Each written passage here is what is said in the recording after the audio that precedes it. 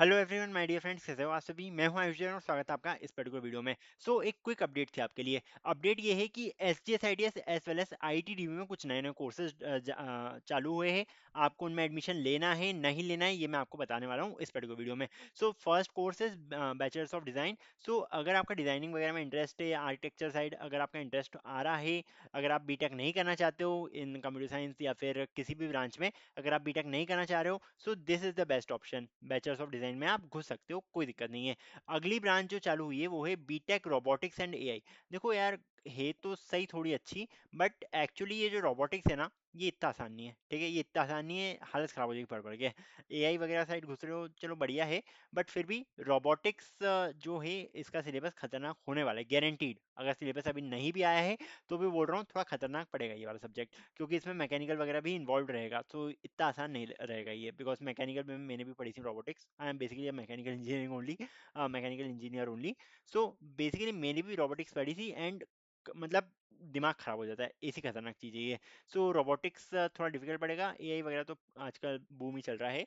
Robotics and AI मिला के इनने एक सब्जेक्ट बनाया है। I think it will be good, but थोड़ा सा डिफिकल्ट पड़ सकता है, उसका थोड़ा सा ध्यान दे सकते हो आप। बीटेक सिविल इंजीनियरिंग आजकल ये हिंदी में भी पढ़ाएंगे। Okay, B Tech civil engineering in Hindi, this is the third course that is being launched from SGSIDS side. Okay, हो सकता है कि ये जो कोर्सेज है ये डीटी काउंसलिंग में मेंशन ना हो, अभी इसकी कोई कंफर्मेशन आई नहीं है। ओके, डीटी काउंसलिंग में ये मेंशन ना हो, इनकी अलग से काउंसलिंग हो, या भी कुछ भी इन्फॉर्मेशन नहीं है, बट फिर भी आपको बता दिया है कि ये तीन कोर्स हमारे चालू हुए हैं इन S G S I T S वाले कॉलेज में। ओके, अब आई टी डी के रिगार्डिंग क्या अपडेट है। आई टी डी में बेसिकली ये कोर्सेस है जो लॉन्च हुए हैं। ओके, सी एस सी था, सी एस बी एस, ये बेसिकली बहुत पहले से लॉन्च हुआ हुआ है कोर्स, मतलब 2-3 साल 3 साल तो हो गए इसको। सी एस बी एस पर इस साल जो है ये M P T T counselling की लिस्ट में शामिल होने वाला है, मतलब कि M P T T counselling के थ्रू ही आपको सी एस बी एस मिलेगा। पिछले 3 साल से ये हो रहा है कि इनकी counselling, C S B S के लिए काउंसलिंग अलग से होती थी, एंड जिनकी रैंक कम भी आ जाती थी उनको भी ये ब्रांच मिल जाती थी। बट क्योंकि अभी M P T T counselling के साइड से होगा, इसका ध्यान रखना थोड़ा सा, because this particular course is also relevant to computer science as well as I T branch. Okay, मतलब ये तीन course C S I T देंगे आपको।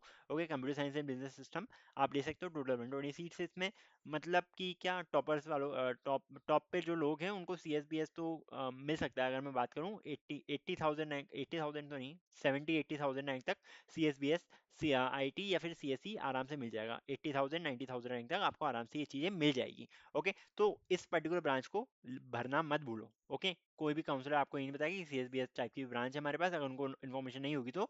बट फिर भी इस ब्रांच को भरना मत भूलना। एक और नई ब्रांच आई है which is electrical and electronics, ये भी एक न्यूली इंट्रोड्यूस्ड ब्रांच है, इसमें भी एडमिशन ले सकते हो आप। बेसिकली एक कॉम्बिनेशन होगा इलेक्ट्रिकल इलेक्ट्रॉनिक्स का, आर जी पी वगैरह में चल रहा है, एम आई टी एस में चल रहा है ये वाला। इस टाइप से ये चल रहा है। आप अगर इलेक्ट्रॉनिक साइड, इलेक्ट्रिकल साइड थोड़ा ज़्यादा इंटरेस्ट है आपको, आप इसमें जा सकते हो।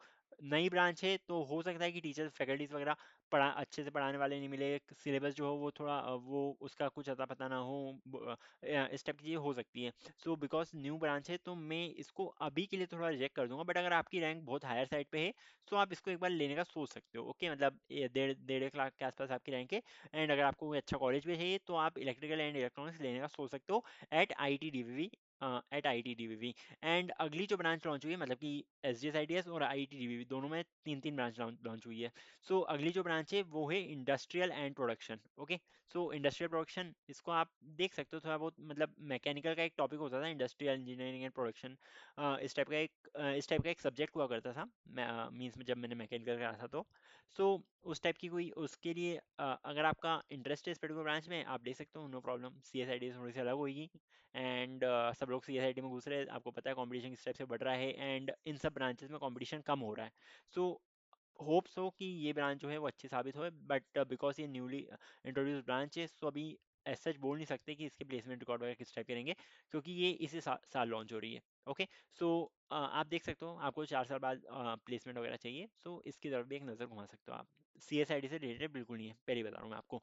Okay, that was a quick update from my side. 3 branch S G S I D S में, 3 ब्रांच आई टी डी में। सोच समझ के अपना डिसीजन बना लेना, एंड होप सो आपको कोई अच्छी चीज़ मिल जाए इस बार की काउंसलिंग प्रोसेस में। एंड ठीक है बस।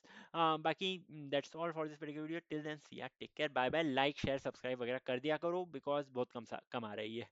Okay, so that's all, bye.